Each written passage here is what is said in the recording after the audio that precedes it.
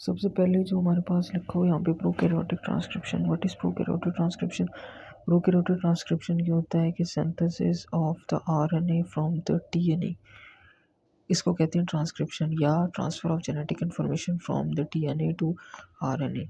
And after the synthesis of the messenger RNA then it is translated, translation होगी, मतलब translated in which the nucleotide sequence जो होगी present होगी RNA पे, वो अमाइनो एसिड सीक्वेंस में कन्वर्ट हो जाएगी and it results in the formation of protein. This is called as the translation, और इसको कहते हैं central dogma of the molecular biology. इस दोनों प्रोसेसेस को कंबाइन।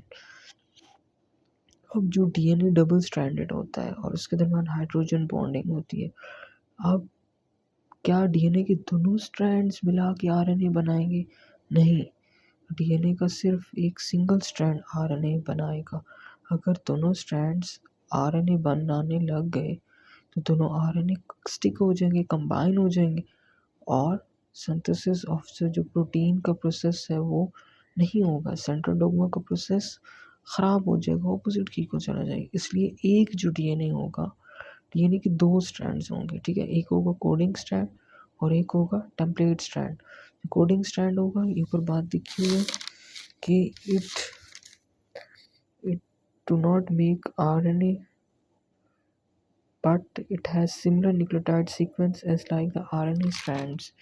मतलब जो डीएनए का एक स्ट्रैंड होगा टेम्पलेट स्ट्रैंड होगा और एक होगा कोडिंग स्ट्रैंड। जो कोडिंग होगा स्ट्रैंड उसको हम लोग उसके लिए एक नाम भी यूज़ करेंगे, हम लोग यहाँ पे ये बताएंगे, ठीक है। दो स्ट्रैंड होंगे और जो हमारे पास जो आरएनए की सिंथेसिस होती है वो 5 to 3 डायरेक्शन में होती है। आरएनए पॉलीमरेज जो एक्ट करेगा ना 5 to 3 डायरेक्शन में एक्ट करेगा और इसके साथ 5 to 3 डायरेक्शन में होगी। तो जो टेम्पलेट स्ट्रैंड जो बनाएगा उसकी भी 5 to 3 डायरेक्शन नहीं होगी, बल्कि इससे ऑपोजिट होगी। टेम्पलेट स्ट्रैंड 3 to 5 होगा, तभी तो इसके बेस पर आपस में एक दूसरे के कॉम्प्लीमेंट्री होंगे, ठीक है, डीएनए और मैसेंजर आरएनए की। और जो कोडिंग स्ट्रैंड है वो तो नहीं बना रहा आरएनए की सिंथेसिस, तो उसके जो न्यूक्लियोटाइड जो बेस पेयर्स होंगे वो किसके बिल्कुल होंगे, सिमिलर होंगे, वो होंगे हमारे पास कोडिंग स्ट्रैंड के इक्वल होंगे, बिल्कुल सिमिलर होंगे, उनकी पोलैरिटी एक जैसी होगी। दोनों 5 to 3 डायरेक्शन में दोनों होंगी एक्टिविटी उनकी, ठीक है। फिर याद रखने के बाद जो ट्रांसक्रिप्शन होती है प्रोकैरियोट्स में वो किधर होती है? जो प्रोकैरियोट्स में होती है वो होती है साइटोप्लाज्म में। यूकैरियोट्स में किधर होती है ट्रांसक्रिप्शन? न्यूक्लियस में होती है, ठीक है। और अब in transcription only a part of the DNA act as a template strand। In transcription only a part of the DNA, transcription के अंदर जो होता है ना हमारे पास एक छोटा सा पार्ट होता है वो टेम्पलेट स्ट्रैंड के तौर पे एक्ट करता है और वहीं से मैसेंजर आरएनए की सिंथेसिस होती है। और ट्रांसक्रिप्शन के एंजाइम कौन से चाहिए थे? आरएनए पॉलीमरेज, कोई प्राइमर नहीं नीडेड होता, ठीक है। और जो हमारे पास एक और रिक्वायरमेंट होती है ट्रांसक्रिप्शन राइबोन्यूक्लियोटाइड ट्राइफॉस्फेट्स चाहिए होते हैं। जो आरएनए पॉलीमरेज होता है ये किस पे डिपेंडेंट होता है? ये होता है डीएनए डिपेंडेंट आरएनए पॉलीमरेज के, मतलब डीएनए से आरएनए बनना है आरएनए पॉलीमरेज में, तो डीएनए डिपेंडेंट वो डीएनए होगा तो मैसेंजर आरएनए बनेगा, ट्रांसक्रिप्शन का प्रोसेस होगा। अब जो हमारे पास आरएनए पॉलीमरेज होता है वो दो उसके अंदर से जो कंपोनेंट्स आ जाते हैं, ठीक है। एक आ जाता है हमारे पास कोर एंजाइम्स, दूसरा आ जाता है सिग्मा फैक्टर प्रोटीन। अब इसके अंदर ना जो कोर एंजाइम होता है 5 पेप्टाइड सब यूनिट होंगे, ठीक है। एक बीटा वो क्या उसको कहते हैं पर वो पाई बीटा डैश, और 2 अल्फ़ा होंगे और एक होगा ओमेगा, ठीक है। जो हमारे पास क्या नाम है बीटा होगा वो क्या करेगा, आरएनए पॉलीमरेज की एक्टिविटी करेगा, मतलब पॉलीमराइजेशन करेगा। It will form the 3 to 5 phosphodiester bond. जो बीटा डैश होगा वो क्या करेगा, उसकी हेलिकेज एक्टिविटी होगी। उसका क्या काम होगा हेलिकेज एक्टिविटी का, कि वो जो डीएनए स्ट्रैंड होगा उसकी अनकॉइलिंग करवाएगा, अनवाइंडिंग करवाएगा, ठीक है। और सिग्मा फैक्टर का क्या काम है, सिग्मा फैक्टर क्या करता है, मतलब अब जो आरएनए पॉलीमरेज है उसने सबसे पहले किधर जाना है, प्रोमोटर रीजन में जाना है ना। तो सिग्मा फैक्टर जो होगा आरएनए पॉलीमरेज को साथ लेकर जाएगा, चला मैं तो साथ लेके जाता हूँ। सबसे पहले वो किधर जाएगा, वो जाएगा -35 सीक्वेंस से पे जाएगा। तो -35 सीक्वेंस पे जाएगा और वहाँ पे से थोड़ी देर होगा, रिकॉग्नाइज करेगा। किसको रिकॉग्नाइज करेगा, डायरेक्ट नहीं चलेगा, फिर इस पे जाता है, फिर इस पे जाएगा। उसको कहते हैं Pribnow box, Pribnow box, TATA box, Pribnow sequence, TATA box और टाटा आर्ट उसकी बेस पेयर्स जो होंगे न्यूक्लियोटाइड सीक्वेंस होगी, ठीक है। उसको वहाँ पे जाएगा, वो -10 बेस पेयर पे होती है वहाँ। वो क्या करेगा, सिग्मा फैक्टर पर फंक्शन क्या बन गया, it take the RNA polymerase and it recognizes the promoter region, and then the RNA polymerase will get bind to that of the promoter region और फिर वो प्रोसेस शुरू कर देगा ट्रांसक्रिप्शन का, ठीक है। अब ये डीएनए के एक बुक में भी डायग्राम बनी थी और इधर भी बनी हुई है। अब डीएनए के जो होते हैं ना, 2 स्ट्रैंड होते हैं, एक टेम्पलेट और एक कोडिंग। अब उन दोनों स्ट्रैंड, क्योंकि जो डीएनए के एक सिंगल स्ट्रैंड से मैसेंजर आरएनए बने, दोनों से नहीं बनेगा, एक से बनेगा। एक होगा स्ट्रैंड का नाम होगा टेम्पलेट स्ट्रैंड, दूसरे का नाम होगा कोडिंग स्ट्रैंड। जो टेम्पलेट स्ट्रैंड होगा उससे मैसेंजर आरएनए बनेगा और जो कोडिंग स्ट्रैंड होगा उससे क्या बनेगा, कुछ भी नहीं बनेगा। उसकी जो पोलैरिटी होगी बिल्कुल इक्वल होगी आरएनए पॉलीमरेज एंजाइम से। जैसे आरएनए पॉलीमरेज की एक्टिविटी किस होती है, 5 to 3 डायरेक्शन में, 5 to 3 होगी। कोडिंग स्ट्रैंड की भी जो डायरेक्शन होगी वो क्या होगी, 5 to 3 होगी, टेम्पलेट की 3 to 5 होगी। और क्योंकि टेम्पलेट से ही आरएनए बना है तो इन दोनों की कॉम्प्लीमेंट्री होगी, टेम्पलेट 3 to 5 और आरएनए की मैसेंजर आरएनए जो बनेगा उसकी कितनी होगी, वो भी होगी हमारे पास 5 to 3। इन दोनों के दरमियान में +1 होगा। +1 क्या होगा, ट्रांसक्रिप्शन स्टार्ट साइट होगी, ठीक है। अब यहाँ से ट्रांसक्रिप्शन ही शुरू होना है। इससे पीछे जो होगा उसको कहेंगे हम लोग अपस्ट्रीम, इससे जो आगे होगा उससे कहेंगे डाउनस्ट्रीम। अपस्ट्रीम में माइनस साइन होगा, ठीक है। यहाँ पे पॉजिटिव होंगे सारे, और जो माइनस होगा तो इस डायरेक्शन में होगा -10 बेस पेयर होगा। अब -10 बेस पेयर होगा, यहाँ पे एक सीक्वेंस होगी टाटा TAT इसको हम लोग कहेंगे प्रिब्नो सीक्वेंस। प्रिब्नो सीक्वेंस कहते हैं और टाटा सीक्वेंस भी कहते हैं, टाटा यूकैरियोट्स में कहते हैं, लेकिन किसी जगह पे किसी ने कहा था इसको टाटा सीक्वेंस भी कह सकते हैं, प्रिब्नो बॉक्स, ठीक है। यहाँ पे क्या होता है, इसको प्रोमोटर साइट कहते हैं, ये प्रोमोटर रीजन है। यहाँ पे तो आरएनए पॉलीमरेज ने सबसे पहले इनिशियल साइट इसकी होगी -35 सीक्वेंस। इससे अगला ही जो बना हुआ है देखिए -35 सीक्वेंस बना हुआ है।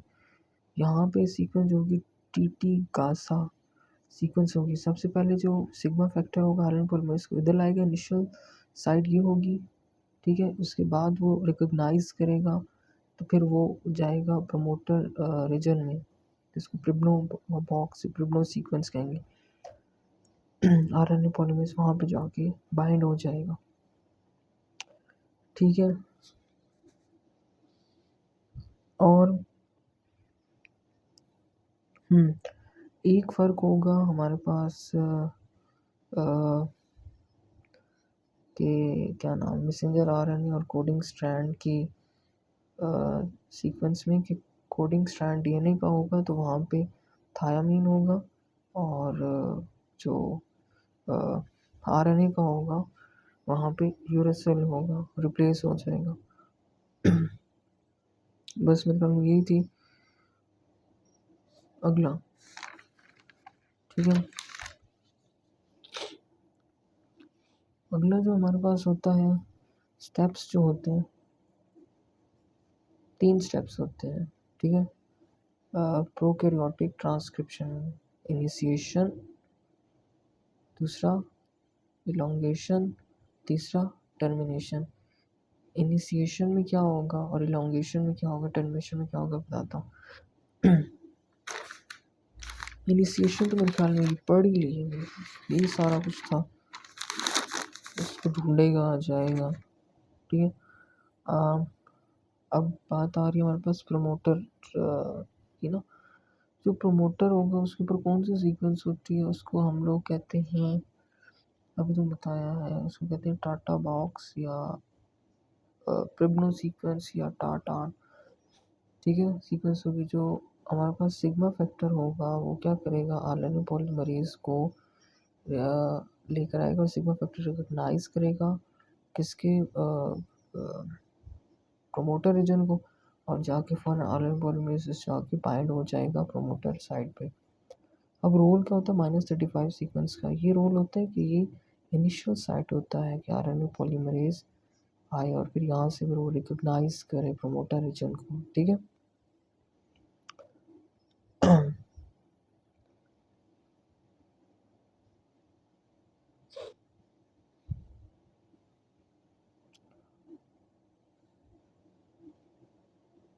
फिर इसके बाद होती है इनिशिएशन।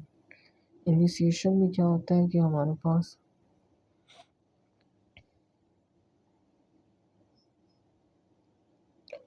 जो सिग्मा फैक्टर था वो क्या करेगा, सिग्मा फैक्टर आके बाइंड करेगा हमारे पास किसके साथ बाइंड करेगा, आरएनए पॉलीमरेज के साथ बाइंड करेगा, ठीक है। recognizes the consensus sequence,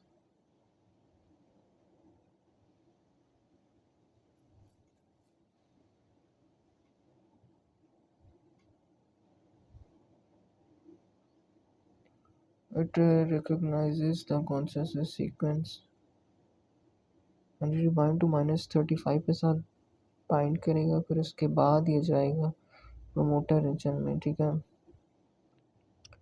और फिर ये जाएगा, ठीक है, वहाँ पे क्लोज लूप बना देगा।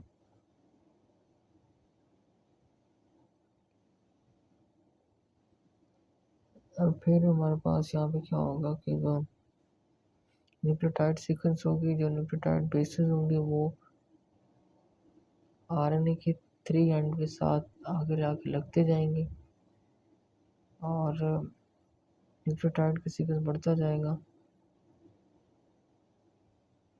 और बढ़ता जाएगा, ठीक है। और आरएनए पॉलीमरेज की जो ड्यूटी है वो होती जाएगी, वो स्ट्रैंड बढ़ता जाएगा। इनिशिएशन, आगे इलोंगेशन आता है। इलोंगेशन में क्या होगा कि हमारे पास जो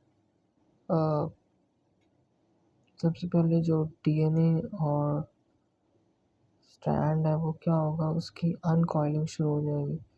जैसे अनकॉइलिंग होगी तो एक स्पेस हो जाएगी, स्पेस की वजह से वहाँ पे आरएनए पॉलीमरेज आ जाएगा और वहाँ पे वो न्यूक्लियोटाइड वगैरह ऐड होते जाएंगे, ठीक है। और न्यूक्लियोटाइड वगैरह ऐड होते जाएंगे तो फिर क्या होगा, उस जो आरएनए स्ट्रैंड उसका लेंथ साइज बड़ा बढ़ती रहेगी और उसका हम लोग कहेंगे डीएनए डबल हेलिक्स। और यहाँ पे ये बिल्कुल बबल की फॉर्मेशन हो जाती है, इसलिए हम इसको कहते हैं ट्रांसक्रिप्शन बबल। और 3 एंड हमारे पास सारे न्यूक्लियोटाइड की सीक्वेंस ऐड हो जाएगी, 3 एंड टू 5 एंड की तरफ जाएगा। फिर इसके बाद टर्मिनेशन होगी।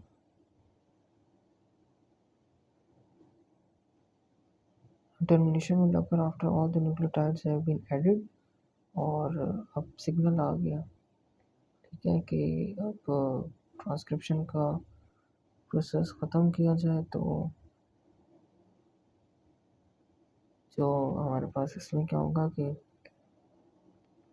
Messenger RNA will break down, messenger RNA break down हो जाएगी, निकल जाएगी, फिर उसको कह देंगे ट्रांसक्रिप्शन, फिर वो आगे जाके प्रोटीन्स वगैरह का काम करेगी। तो टर्मिनेशन के हमारे पास दो मैकेनिज्म होते हैं, rho independent, rho dependent. Rho independent होता है take place in the absence of the without the proteins. Rho जो डिपेंडेंट होता है, it take place with the help of the raw proteins, ठीक है। सबसे पहले होता है हमारे पास रो इंडिपेंडेंट। अब रो इंडिपेंडेंट क्या होता है कि in this there will be the signalling for the termination of the transcription process, and as we know there is a coil or loop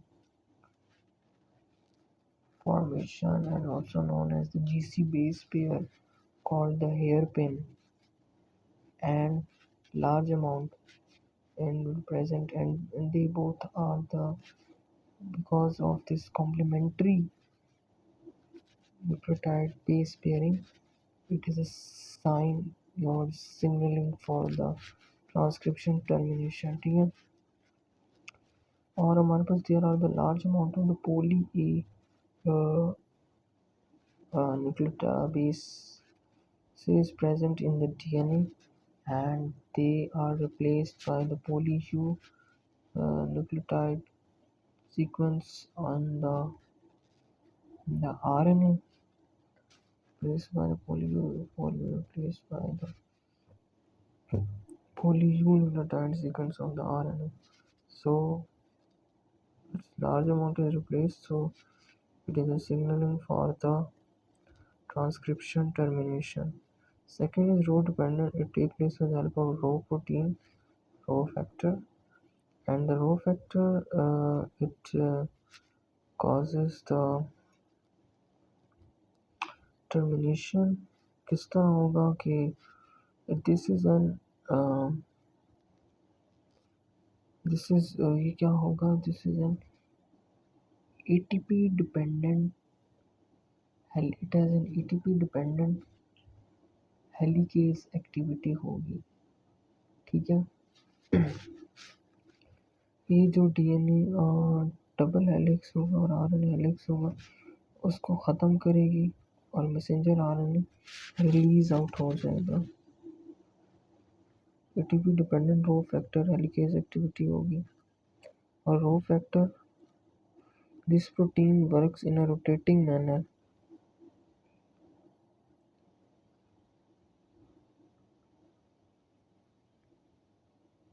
this protein will cause the breakdown of the DNA, lipid molecule to cause the breakdown of the DNA और RNA double helix, फिर ये separate out और messenger RNA बाहर निकल जाएगा, helicase activity होती है।